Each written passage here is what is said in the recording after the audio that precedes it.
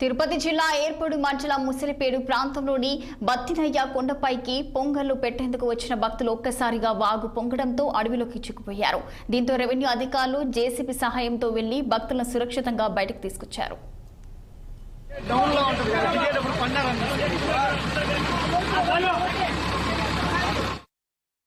Tyre ఏమవుతుందంటే చుట్టూ ఉండే మట్టిని క్రియేట్ చేసేసి అది సైడ్ కి వెళ్ళిపోతాను. కాబట్టి మన దగ్గర నుంచి తాళ్ళు కట్టి ఒక నలుగురిని ఆ పక్కకు పంపించడం, ఫుడ్ వాళ్ళకి చేర్చాం.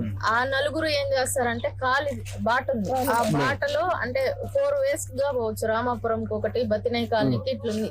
వాళ్ళని ఇట్లా బతినయ్య కాలనీలోకి తీసుకొని వచ్చేమని చెప్పి వాళ్ళు ఆ నలుగురు ఉన్నారు. ప్లస్ ఇక్కడ నుంచి కూడా మన వాళ్ళు ఒక 2 పోయినారు. ఏ రూట్ లో నుంచి వచ్చినా ఆ నలుగురు వాళ్ళకి సపోర్ట్ గా ఉంటారు. ఉన్న వాళ్ళని తీసుకొని వచ్చేస్తారు.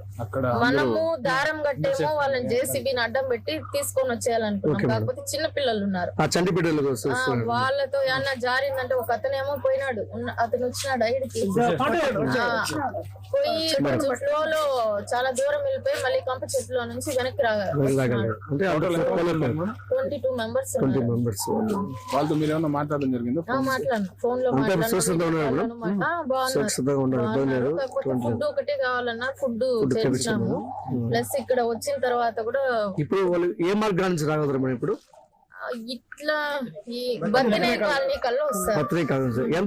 అక్కడ నుంచి ఇక్కడ నుంచి ఎంత దూరం ఉన్నది? ఇక్కడ నుంచి 1.5 కిలోమీటర్ డిఫరెన్స్ వస్తారు. 1.5 కిలోమీటర్ ఈ రూట్ అయితే వాళ్ళకి వర్షంగా గొడుగులు ఇచ్చారు, గొడుగులు ఉన్నాయి, గొడుగులు పంపించారు మేడం.